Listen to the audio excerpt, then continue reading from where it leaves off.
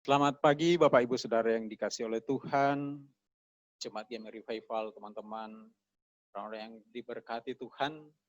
Siapkan diri masing-masing untuk kita bersama-sama beribadah kepada Allah pagi hari ini. Karena kita percaya bahwa setiap persekutuan dengan Tuhan, jeripaya kita tidak pernah menjadi sia-sia. Apa yang Tuhan buat, apa yang Tuhan lakukan akan menjadi luar biasa ketika kita berserah kepadanya. Pagi ini saya ajak untuk kita sama-sama sembah Tuhan dengan mengangkat sebuah pujian. Kami perlu Kau Tuhan. Kita menyadari bahwa kehidupan kita sangat membutuhkan Tuhan. Ada saat tertentu, ada situasi di mana kita tidak tahu apa yang harus kita lakukan. Tetapi percayalah bahwa Dia adalah Bapa yang tetap mengasihi kita, Dia tetap Allah yang peduli. Sehingga kemanapun Anda dan saya pergi, di sana Allah menyertai. Dengan satu catatan, setiap kali ketika Anda bergerak, lipatkan Tuhan di sana, dan engkau akan melihat kemuliaan Tuhan. Mari saya ajak untuk kita berdoa. Bapa, di dalam nama Tuhan Yesus Kristus, pagi hari ini, kami bersyukur bahwa Engkau memberikan kami waktu untuk beribadah kepadamu, dan kami percaya hati Tuhan sangat rindu untuk kami boleh bersekutu dengan Engkau. Ya Tuhan, saat ini kami membuka seluruh kapasitas hati kami untuk Engkau isi dengan kebenaran-Mu, dan biarlah perkataan yang ilahi turun, menguatkan kami, menopang kami, dan bagian firman Allah yang kami pelajari akan membuat kami bertumbuh serupa dengan Kristus Yesus, dan semua beban kehidupan yang kami bawa selesai oleh karena anugerah Allah. Pengurapan turun atas kami, baik hamba-Mu maupun jemaat Tuhan, semua kami diberkati dalam anugerah Allah, dan Roh Kudus bicaralah Engkau dengan kami, terjemahkanlah lebih kuat dalam batin kami, sampaikan isi hati-Mu, sampaikan maksud-Mu ya Tuhan, dan buat kami memahami, dan kami percaya setiap kali ketika kami memahami kebenaran firman-Mu, Allah berjanji untuk menyertai setiap tanda-tanda, setiap firman dengan tanda-tanda heran dan tanda ajaib, seperti embun dan hujan turun ke bumi tidak akan kembali. Demikianlah firman-Mu tidak akan kembali dengan sia-sia, tapi akan mengerjakan sesuatu yang ajaib di kehidupan kami masing-masing. Di dalam nama Tuhan Yesus Kristus, kami siap untuk menerima firman ini. Yang siap diberkati Tuhan berkata, amin.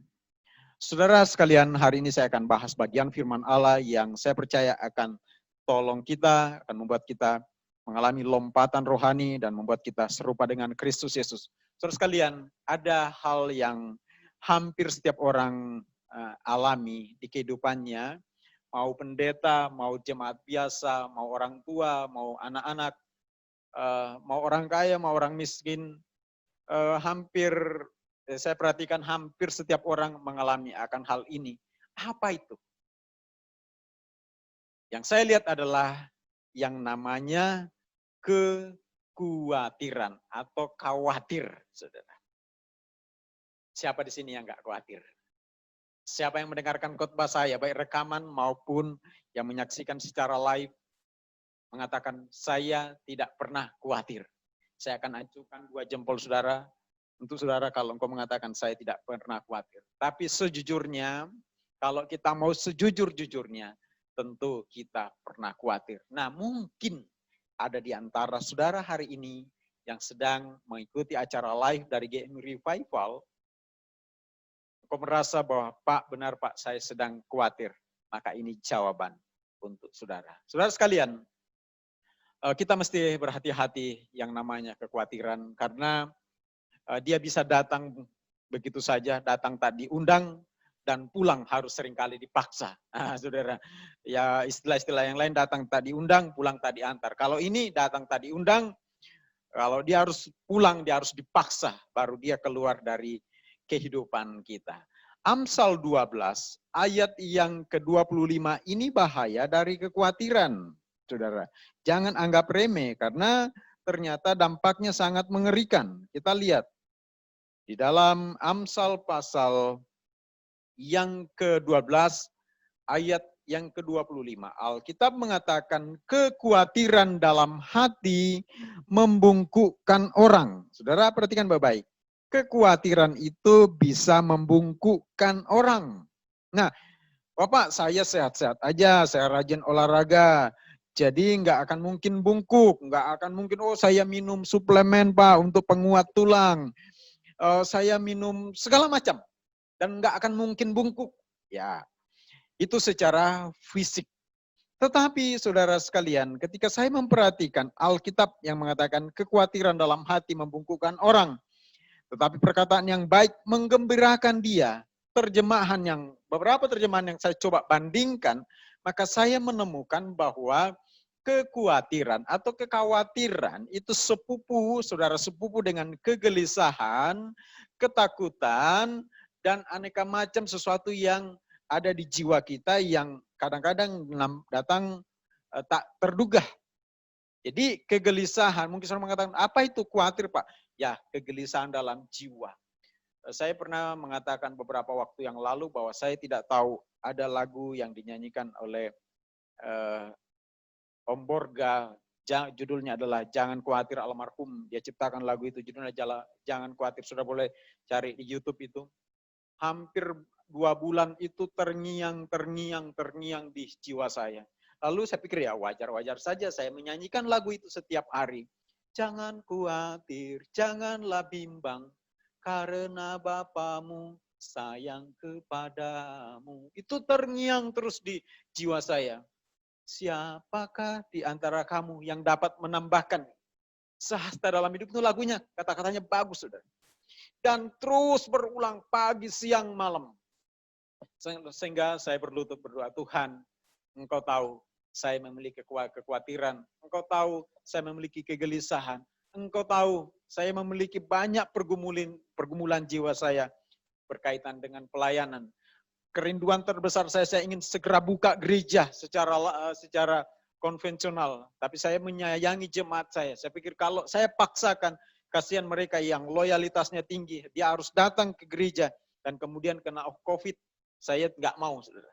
Dan itu membebani pikiran saya. Lalu saya datang ke Tuhan, Tuhan, tolong angkat kegelisahan ini. Dan ada, bukan cuma itu, ada banyak pergumulan, saudara.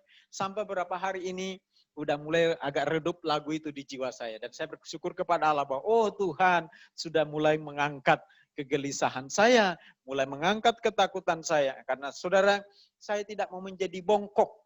Ya secara fisik tentu tidak.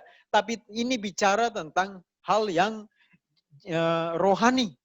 Ketika seseorang menyimpan kekhawatiran, dikatakan itu dia akan bongkok secara rohani, dia nggak bisa apa-apa.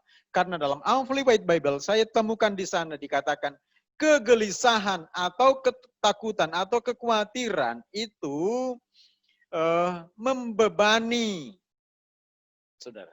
Jadi kekhawatiran, kegelisahan atau ketakutan itu membebani kehidupan kita.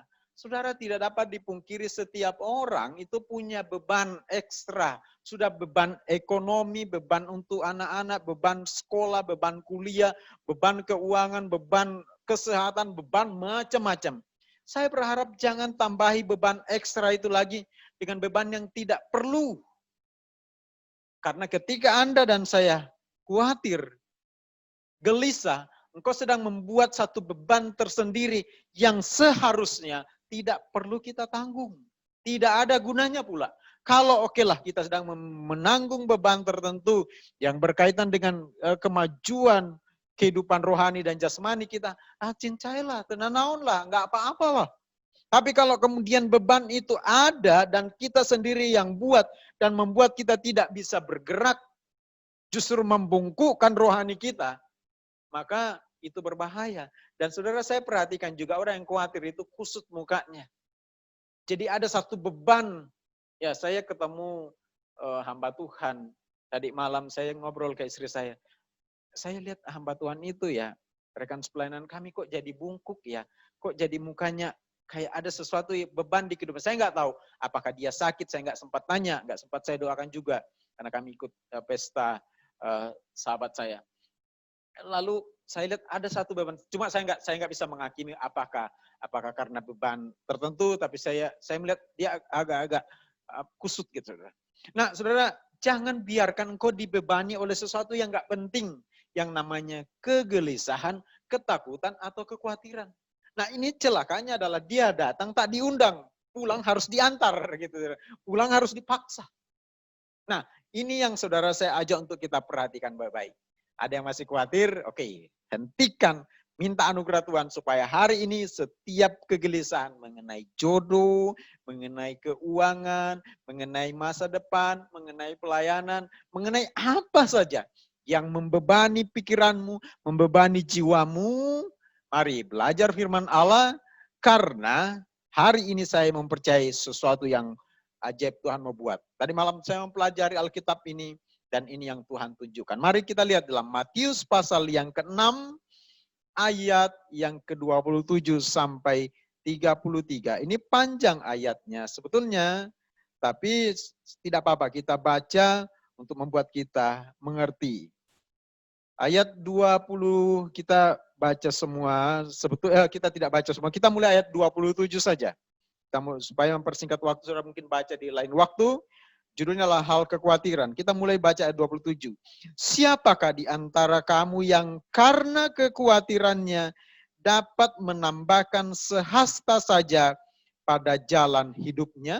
Saudara sekalian, ternyata kekhawatiran dalam jiwa, atau tadi Amplified Bible mengatakan kegelisahan atau ketakutan, itu tidak bisa membuat kita melangkah bahkan satu hasta. Satu hasta itu dalam, saudara baca di Alkitab, saudara bagian belakang, satu hasta itu kurang lebih dan kurang lebih 15, ya. Satu panjangnya sehasta begini, saudara. Bisa lihat. Jadi dari telapak ujung jari saudara sampai ke siku, itu kira-kira segitulah sehasta. Sesikulah. Jadi ya berapa senti? Mungkin 30 atau 40 senti. Ya, 40 senti kurang lebih, saudara. Nah, dikatakan, siapakah di antara kamu yang karena khawatirannya dapat menambahkan sehasta saja atau sekitar 40 senti dari perjalanan hidupnya? Siapa? Yesus yang nanya. Ada enggak? Siapa? Bisa enggak kira-kira? Tidak, ternyata. Kenyataannya Alkitab mengatakan justru kekhawatiran itu membebani atau membungkukkan. Kita hanya bisa melihat ke bawah. Ini bahayanya, saudara. Perhatikan baik. Kekhawatiran dikatakan membungkukkan. Kalau engkau dibungkukkan oleh kekhawatiran, engkau akan hanya bisa melihat ke bawah, karena orang bungkuk itu cenderungnya lihat ke bawah.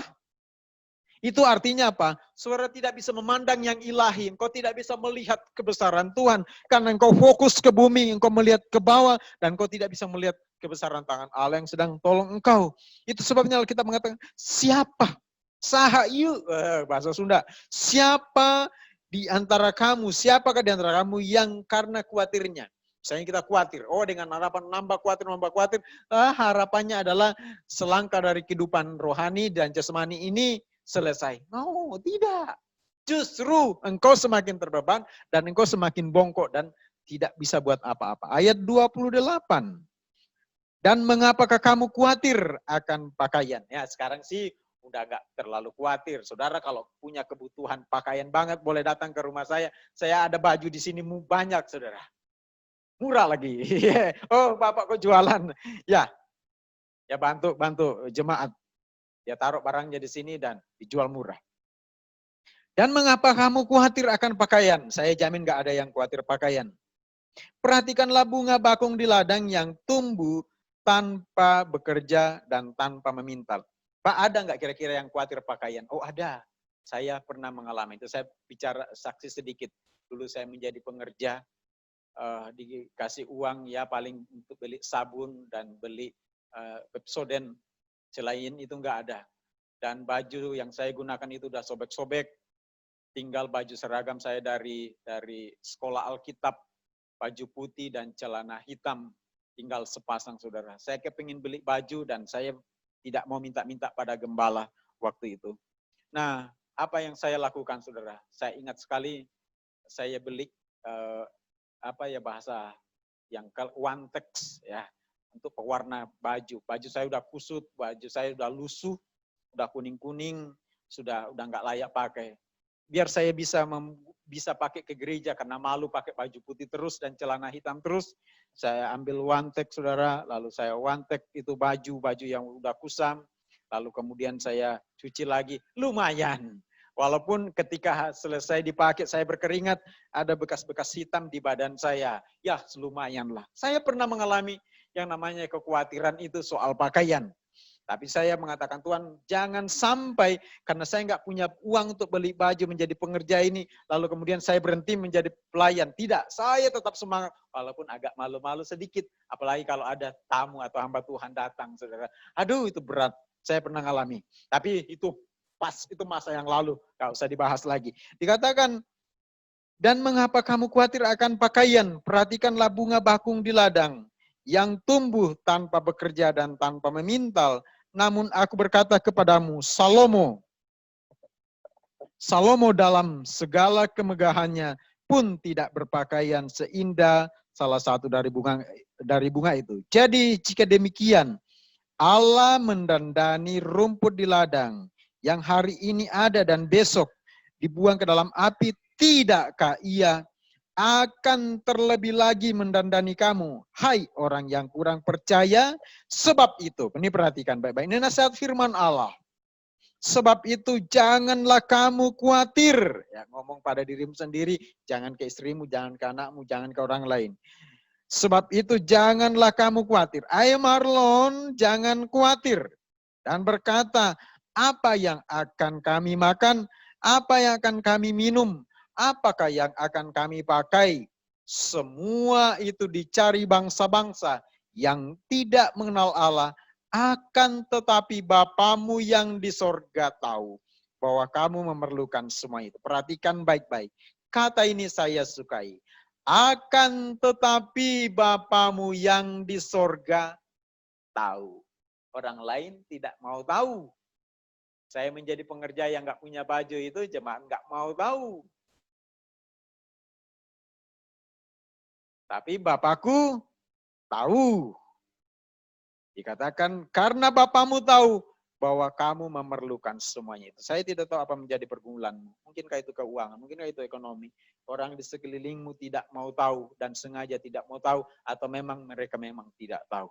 Tapi ketahuilah saudara, kita memiliki Bapa yang tahu akan setiap kebutuhan saudara dan saya. Amin.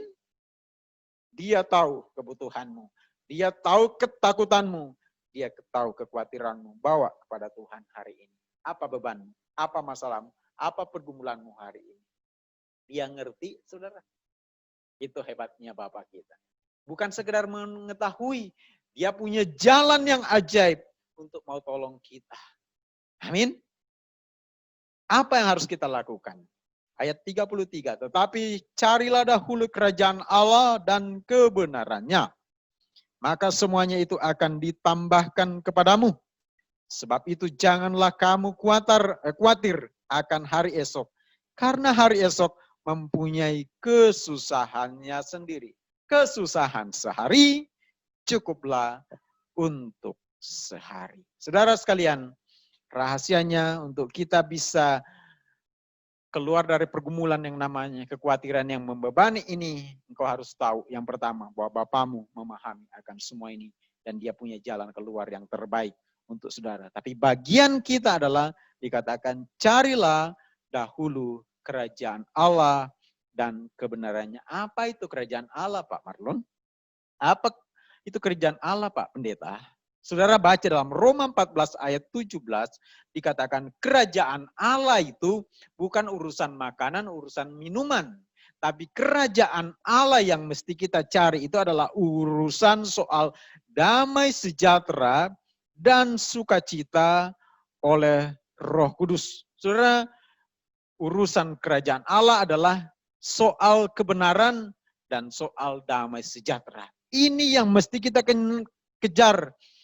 Ingat baik-baik, setan, dunia, dan siapapun kecuali Allah tidak bisa memproduksi yang namanya urusan damai sejahtera dan sukacita. Setan gak bisa buat. Kerjaannya setan adalah membuat engkau tidak damai sejahtera, engkau membuat engkau tidak sukacita. Karena setan tahu kalau engkau bersukacita, engkau memiliki damai sejahtera, jaminan dari Bapamu akan nyata. Dan setan buat engkau ribut dengan pasanganmu, ribut dengan orang tuamu, ribut dengan orang lain, semua diajak ribut. Jangkrik pun diajak ribut. Hari ini saya diajak ribut sama jangkrik, saudara. Karena mau mengganggu rekaman saya. Saya memelihara burung, rupanya lupa ditutup, lepas jangkriknya semua, dan menyebar kemana-mana, berisik, saudara. Mungkin saudara akan mendengar backsound dari jangkrik yang lepas di sini. Saya cari tapi nggak dapat. Dan saya jengkel, saudara. Ya. Setan mencoba kita ribut, mencoba kita kehilangan damai sejahtera. Karena ketika Anda mengalami ini, engkau kehilangan satu momentum untuk mencari kerjaan Allah. Karena kerjaan Allah itu urusannya adalah sejahtera dan sukacita. Itu yang mau dirampas setan dari kehidupanmu. Jangan izinkan setan mencuri damai sejahteramu dan sukacitamu. Karena itu kaitannya dengan kerjaan surga. Dan kaitannya dengan kerjaan surga, kalau engkau dapatkan ini, maka segala kekhawatiranmu diatasi dan mujizat Tuhan dinyatakan itu atas hidupmu. Tangan Bapa terulur secara ajaib untuk Anda. Makanya jangan pernah izinkan setan mau supaya kita gagal terima berkat Allah. Sehingga dia upayakan kita fokus ke bumi, tidak fokus lagi mau urusan kerajaan Allah. Saudara, saya mengajak untuk kita datang dengan Tuhan sungguh-sungguh. Saudara, kalau sejahteramu, damaimu diambil oleh setan, engkau akan berada dalam kekhawatiran sepanjang masa sampai engkau mati. Itu masalahnya, saudara. Itu sebenarnya Alkitab bilang, ini mata rantai yang dibuat setan itu. Dia ambil sejahtera kita, dia ambil sukacita kita, lalu kemudian kita terus terlibat dalam kekhawatiran, tangan Allah mau tolong, tapi kita membatasi Allah dengan kekhawatiran yang berlebih. Dan setan menari, hore, kita berkemenangan. Orang Kristen berada dalam kekhawatiran, ketakutan sepanjang masa. Itu sebabnya Raja Daud pernah bilang begini, dalam Mazmur 13 ayat 3. Ayat yang ketiga dikatakan, berapa lama lagi aku harus menaruh kekhawatiran dalam diriku dan bersedih sepanjang hari? Berapa lama lagi musuhku meninggikan diri atasku? Saudara perhatikan, Daud mengatakan ke doanya. Dia nggak bilang, Tuhan angkat kekhawatiranku. Tapi dalam doanya dia bilang ke Tuhan, berapa lama sih Daud khawatir?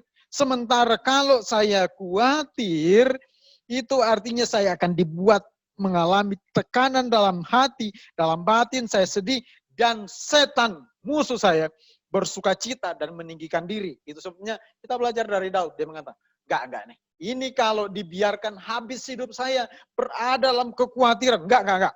Daud bilang, berapa lama lagi sih? Saudara, saya tanya. Saudara, berapa lama khawatir? Mau khawatir terus nih, sampai bongkok, sampai mati, sampai habis usia kita. Di nisannya ditulis di sini. Di sinilah dibaringkan seorang anak Tuhan yang sukses dalam iman. Padahal dia mati karena khawatir. Amit, saudara. Ya, mari hari ini. Paksakan hidupmu, paksakan perjuangkan untuk engkau mengatakan, gua nggak mau khawatir. Semakin kau bilang nggak khawatir, setan itu marah. Dia berunding dan mengatakan, ayo kita upayakan supaya Pak Marlon khawatir, supaya Pak Marlon fokus pada hal-hal yang jasmani. Kita rampas damai sejahteranya, kita rampas sukacitanya. Tapi kita berdoa supaya tidak ada yang mengizinkan setan iblis merampas sukacita dan damai sejahtera. Saudara, saya suka kata-kata tadi di dalam Matius itu. Bapamu tahu. Bapamu tahu. Nah, sudah pasti Bapak kita tahu. Tapi kok Pak Marlon enggak? Saya enggak mengalami jalan keluar. Ya sakit, khawatir ya khawatir, bebannya beban. Di pihak Allah sudah menyediakan jalan keluar. Bagian kita apa? Tadi saya sudah jelaskan, carilah dahulu kerajaan Allah, carilah damai sejahtera, pertahankan damai sejahtera yang diproduksi oleh Roh Kudus dan juga sukacita. Sekarang mari kita belajar, karena dikatakan Bapamu tahu. Itu artinya ada hubungan antara Bapa dan anak yang harus dibereskan. Antara hubungan kita dengan dia, itu harus selesai. Mari kita belajar dari hubungan Yesus dan Bapanya. Menurut saya, hubungan yang paling ideal, yang contoh yang paling sempurna dari hubungan antara anak dan Bapa, itu pernah diperagakan oleh pribadi Tuhan Yesus. Hubungan dengan Bapaknya itu begitu harmonis. Tidak ada masalah. Mari kita lihat di dalam Matius pasal yang ke-26, itu judulnya adalah doa di Taman Getsemani. Matius 26, ayat yang ke-36 sampai ayat yang ke-42. Matius pasal 26, ayat 36 sampai 42. Alkitab mengatakan, maka sampailah Yesus bersama-sama murid-muridnya ke suatu tempat yang bernama Getsemani. Lalu ia berkata kepada murid-muridnya, duduklah di sini sementara aku pergi ke sana untuk berdoa. Dan ia membawa Petrus dan anak Zebedeus sertanya, maka mulailah ia merasa sedih dan gentar. Ini perasaan pengalaman Yesus yang paling menyakitkan, bukan salib, bukan pergumulan-pergumulan yang lain, bukan ketika dia dicaci maki, tapi menurut saya saat berada di Taman Getsemani dikatakan ia merasa sedih dan gentar. Lalu katanya kepada mereka, hatiku sangat sedih seperti mau mati rasanya. Saudara pernah merasakan mau mati rasanya? Kita mau, aduh rasa mau mati itu ya. Kalau mati karena rasanya mau mati karena penyakit, ya mungkin lah ya. Tapi ini karena kesedihan, karena ketakutan yang berlebihan sampai Yesus mau mati rasanya. Dia mengatakan, tinggallah di sini dan berjaga-jagalah dengan aku. Dia butuh orang untuk mensupport dia.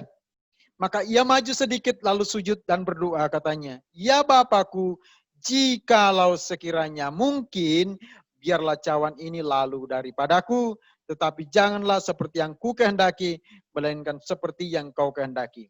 Dalam pergumulan yang membuat dia hampir mati ketakutan, dengan tekanan yang begitu kuat, dia ngomong kepada bapaknya, Bapak, kalau boleh enggak sih, namun bahasa ayen nama, bahasa sekarang mah. Kalau bahasa sekarang mungkin dia mengatakan begitu. Ya Bapak, kalau boleh. Kalau mungkin, apakah mungkin ya Pak? Biarlah cawan penderitaan ini enggak usah saya alami deh. Lalu daripada aku. Tapi, ya lihat tuh doanya. Tapi bukan seperti yang aku mau. Bukan seperti yang kau kehendaki, terserah Papa, melainkan seperti yang engkau kehendaki.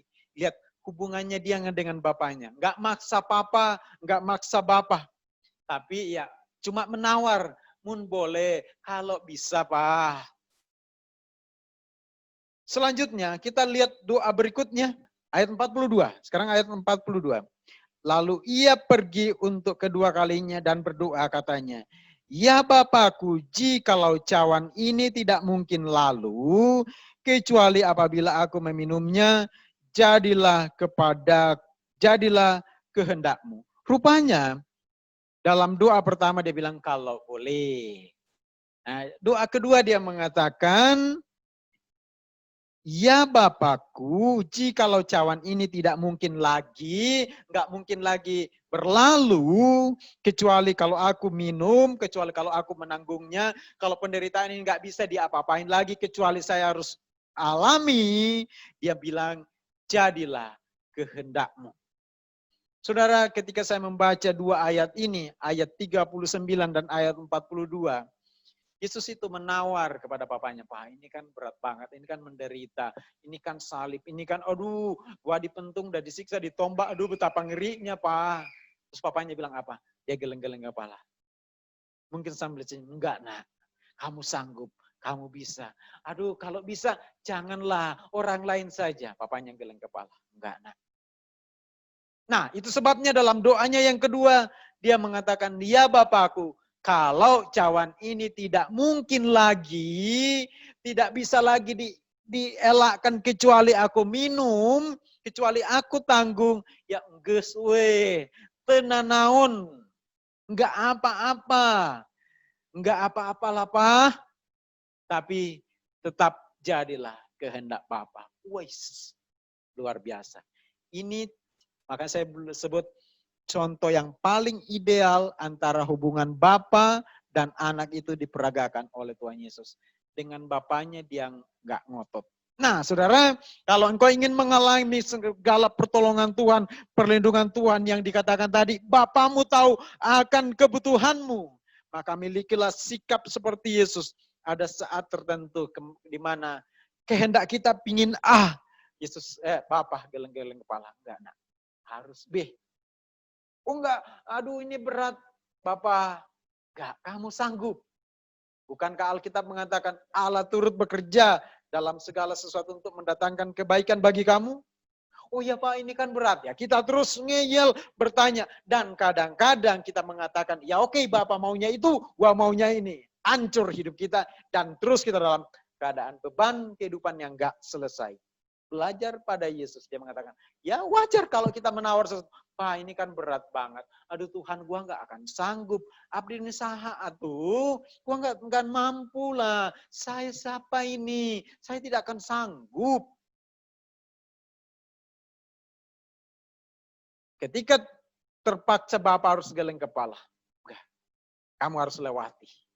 Oke, kita mengatakan baik. Dengan satu catatan, sertai aku dalam kehidupan. Ketika saya dipanggil menjadi hamba Tuhan, saya nggak fasih bahasa Indonesia, saudara. Ngomong juga orang daerah. Kemarin teman-teman SMA saya bilang, Pak Marlon katanya, dia bilang ke saya, logat Bapak masih tetap ada, logat Mamasa. Ya nggak apa-apa, ini bisa ngomong bahasa Indonesia sedikit-sedikit, dan sekarang belajar bahasa Sunda juga, udah lumayan, saudara. Dan saya nggak berani untuk jadi hamba Tuhan, karena saya tahu saya nggak memiliki kemampuan. Tapi berapa tanda, berapa bukti, saya harus minta tanda yang ekstrim. Dan sampai akhirnya saya mengatakan, oke, saya ikut menjadi hamba Tuhan. Tapi jadi penginjil ya, enak, nggak usah beban. Nggak usah pusing ngurusin jemaat. Saya jadi penginjil. Sampai akhirnya saya harus menjadi gembala. Saya bilang, Tuhan saya nggak sanggup.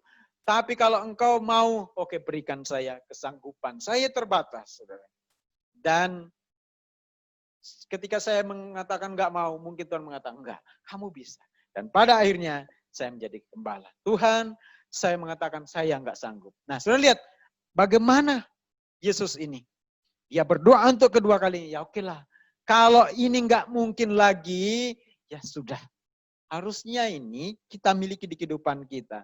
Kalau engkau ingin mengalami yang namanya Bapamu tahu dan dia punya jalan keluar untuk hidupmu, milikilah sikap seperti Yesus yang nurut kepada Bapa. Walaupun itu tidak selaras dengan pikiran kita, tidak selaras dengan hati kita. Tapi ujungnya pastilah baik. Saudara, kita lihat dari sini. Yesus pada akhirnya keluar sebagai pemenang dalam Filipi pasal 2. Alkitab mengatakan itulah sebabnya dia sangat ditinggikan, dikaruniakan nama di atas segala nama dan segala lutut berteluk dan setiap lidah mengaku bahwa Yesus Kristus adalah Tuhan bagi kemuliaan Allah Bapa. Kenapa? Karena dia nurut ke Bapaknya. Kalau dia ngotot, dia bilang, gua nggak mau disiksa, gua nggak mau disalib, maka kita tidak akan pernah melihat jalan keselamatan. Puji Tuhan, Yesus menyerah waktu itu. Nah, apa yang saya terangkan? Ini hubungan yang erat dan harmonis antara Bapa dan anaknya. Saudara, dan kemudian pada doa ketiga, dia mengucapkan doa. Ayat 44 dikatakan bahwa ia membiarkan mereka di situ. Lalu ia pergi berdoa untuk ketiga kalinya. Dan mengucapkan doa yang itu juga. Doa yang mana yang dia ucapkan? Doa yang kedua tadi, dia mengucapkan kehendakmu yang jadi. Kalau tidak mungkin lagi, jadilah kehendakmu. Saudara, ini penggambaran yang paling saya sukai antara Bapa dan anak-anaknya. Saudara, saya mau tutup khotbah ini dengan sebuah kesaksian. Sekian waktu yang lalu, ketika anak saya masih bayi, karena kami memiliki rumah kontrakan waktu itu sangat kecil, kusam, kumuh, dan juga pengap. Sehingga anak kami belum lagi dulu pakai sepeda motor kemana-mana, belum punya mobil. Jadi kemana-mana pakai kendaraan kedinginan. Lalu kemudian anak kami batuk setiap hari dan sampai sesak, kadang-kadang biru. Anak pertama saya, Kesia itu, kadang-kadang biru sesak. Lalu kemudian diperiksa ke dokter, di ronsen, dites semantuk segala rupa, dan kemudian ternyata dokter mengatakan bahwa anak Bapak ini kena TBC. Siapa orang tua yang nggak syok, saudara. Lalu kami dikasih obat 1 botol, gede itu untuk anak ini dan juga untuk saya dan keluarga untuk preventif. Lalu kemudian pada akhirnya ya udah kita jalani, mungkin ada seminggu kita jalani dalam kebimbangan dan ketakutan. Aduh kasihan anak ini bengek. kok kalau batuk itu udah sampai biru dan kemudian sesak, saudara. Lalu saya ketemu dengan teman saya namanya Novita Bangun. Dia sekarang ada di Bali bersama dengan Pak Paulus yang ada di Aussie. Dia sekarang tinggal di Australia. Pak Paulus itu adalah orang yang dulu punya apotik di daerah Setiabudi waktu itu, saudara. Dan kemudian kami ngobrol, dia bilang, kok Bapak jarang kelihatan? Saya bilang, iya, saya sedang mengurus anak saya karena saya ada beban karena anak saya divonis bahwa dia kena TBC. Lalu kemudian setelah itu dia bilang, Pak, nggak mungkin Pak, jangan langsung dipercaya, ini kasihan. Kalau ini lebih baik, saya tidak meragukan dokter, tapi lebih baik kita cek lagi sekali lagi. Lalu atas saran beliau, dia ajak saya untuk menemui dokter Teguh yang dulu praktek di Immanuel. Saya menyarankan untuk ini dokter spesialis paru, saudara. Lalu kemudian di ronsen lagi, dan kemudian dia mengatakan, oh dia marah. Waktu itu saya lihat benar-benar itu ngamuk Pak Dokter Teguh. Karena dia bilang, ini kenapa sih ini mau merusak generasi? Ini bukan TBC, ini bronkitis. Dia tes lagi dan kemudian ini sama sekali bukan TBC. Atau dia mengatakan ini adalah bronkitis. Lalu kemudian dia memberikan kami racikan, botolnya kecil saudara. Disuruh minum, lalu kemudian ada syarat lain. Dia bilang bronkitis sebetulnya ya bisa diobati tapi cukup lama. Lebih baik Bapak pakai cara alami, kasih ramuan ini dan ajak dia berenang. Nah ini yang mau saya saksikan. Bayi, anak kami masih kecil, bukan bayi teng lah ya, sudah umur berapa kali namanya berapa? Sekitar 5 tahun kata istri saya. Dokter Teguh mengatakan, Pak, ajak dia berenang pagi-pagi. Ajak dia berenang pagi-pagi, harus pagi banget. Sehingga atas usul dokter Pak Teguh kami pergi berenang di Karangsetra pagi-pagi. Sehingga kadang-kadang petugas belum ada, kami sudah ada di sana. Dan kami berenang paling pertama. Sehingga petugas kebersihan kolam renang itu ngeliatin gitu. Sampai ada yang nanya, kenapa sih anak kecil kok diajak berendam pagi-pagi begitu? Karena enggak tega. Nah saudara, ini yang mau saya cerita. Bagaimana seringkali Bapak itu tega sih sebetulnya. Waktu anak saya harus berenang pagi, anak umur 5 tahun, berendam di air kolam renang, dingin pagi, kalau hangat mending, pagi sekali, dan dia harus kedinginan menggigil. Hati Bapak sebagai ayah itu siapa yang tega?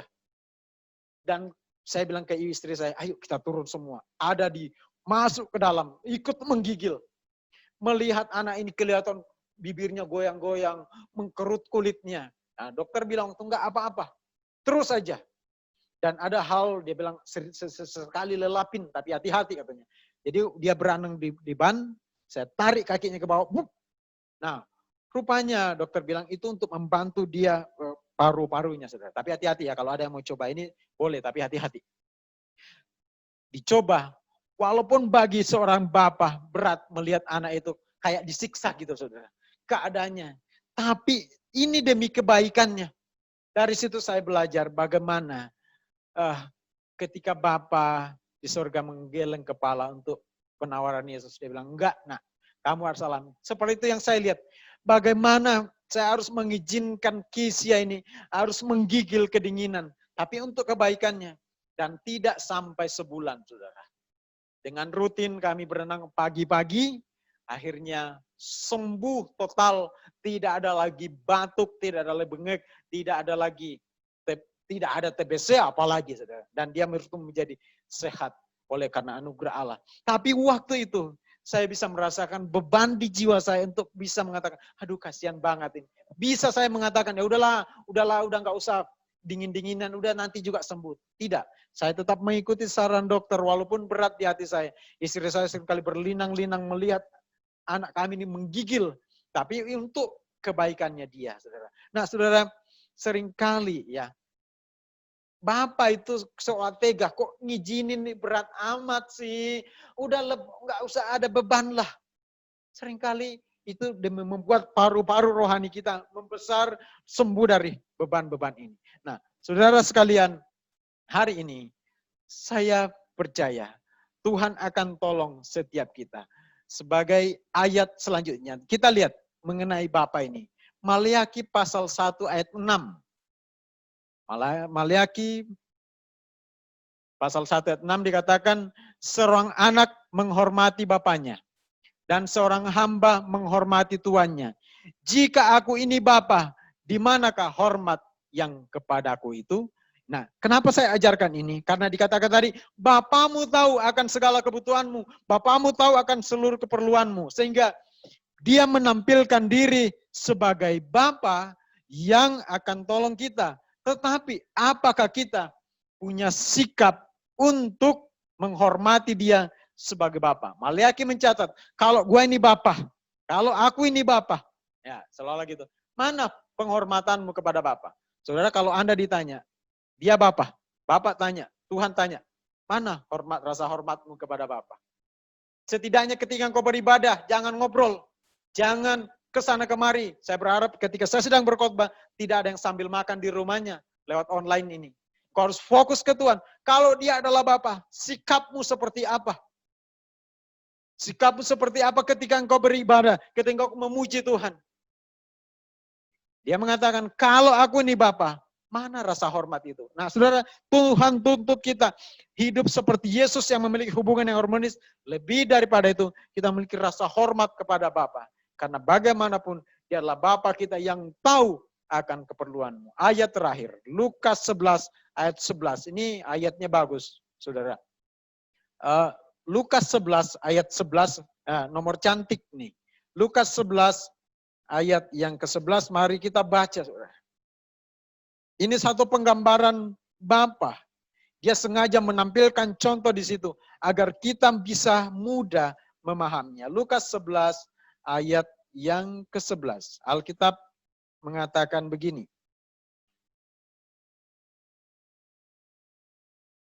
Bapa manakah di antara kamu jika anak-anaknya minta ikan padanya akan memberikannya ular kepadanya, ganti ikan. Misalnya anak kedua saya bilang, Sekina, namanya Sekina. Papa minta ikan. Oh baik nak. Saya bawa ular beludak pula. Nih ular nih. Tapi untuk suku yang lain, beberapa suku tertentu, minta ikan dikasih ular, oh malah senang. Karena dia konsumsi ular. Ya saudara, ya kita sih enggak, masih banyak makanan yang lain. Bapak manakah di antara kamu jika anaknya minta ikan dan daripadanya akan memberikan ular kepadanya, ganti ikan. Atau jika ia minta telur, akan memberikan kepadanya kalajengking. Ya, jujur rohani saya, Kila itu senang banget minta, Opa, dadarin dedek telur. Dia suka dadar telur, karena saya suka dadar telur campur bawang. Nah, misalnya Kila minta, Opa minta telur. Oke, baik nak. Bukan telur yang saya kasih adalah kalajengking. Menurut saudara kira-kira, opa apaan itu? Opa rohani apaan tuh? Opa sedeng, opa gila kali ya. Masa anaknya minta telur, terus kasih kalajengking.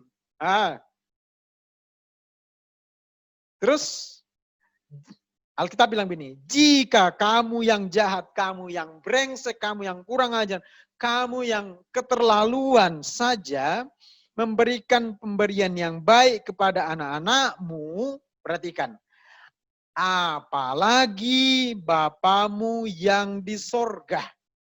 Dia mencoba membandingkan antara hidup saudara dan saya sebagai Bapa yang gak akan mungkin kasih ular ke Sekina ketika minta ikan, dan gak mungkin kasih telur, gak mungkin kasih kalajengking ke Kila ketika dia minta telur dadar, gak mungkin. Nah, Bapak kita bilang, kalau lu sendiri nggak kayak gitu, nggak mungkin sejahat itu kepada anak-anak maupun kepada cucumu, apalagi Bapamu yang di surga. Dia tahu kebutuhanmu dan dia tahu memberikan pemberian yang terbaik. Dia nggak akan berikan saudara ular dan dia tidak akan berikan saudara kalajengking. Amin. Dia adalah Bapa yang baik.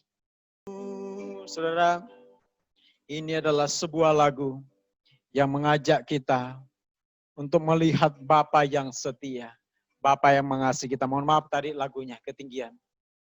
Tapi saudara sekalian, ada saat di mana kita sedang dalam ketakutan tertentu. Tapi berita baiknya adalah Bapamu tahu akan segala keadaan. Itu sebabnya izinkan dia melawat engkau secara pribadi. Bangun hubungan yang mesra dengan dia. Sampai engkau mengalami akan lawatan Tuhan. Dia tahu kebutuhanmu. Dia tahu segala hal yang terjadi di kehidupan saudara. Dan dia saudara tidak akan biarkan. Dia adalah Bapa yang baik. Yang punya cara untuk memberkati kita dengan cara yang lebih baik pula. Tundukkan kepala, kita berdoa. Bapa, dalam nama Yesus, kami bersyukur memiliki Bapa yang memahami akan ketakutan kami, memahami kekhawatiran kami, dan memahami beban-beban kehidupan di batin kami yang kami alami saat ini. Kami berterima kasih karena firman memberikan kami jalan keluar. Engkau tidak akan izinkan masalah itu, karena masalah justru akan membuat kami terus dalam beban sepanjang masa. Tapi hari ini ya Tuhan, biar kehendak-Mu yang sempurna turun atas kami. Ini keadaan kami, ini masalah yang kami hadapi. Jika ini untuk kebaikan-Mu dan untuk kebaikan hidup kami, dan jika ini seizin Allah, Tuhan, kami siap untuk menjalani. Tapi jika ini terjadi karena kekhawatiran kami, terjadi karena kebodohan kami, ampuni kami dan angkatlah beban kehidupan ini dari kehidupan kami. Ya Tuhan, kami berserah ke dalam tangan-Mu. Jadilah kehendak-Mu yang sempurna dan yang terbaik atas kehidupan kami. Karena kami yakin Engkau Bapa kami.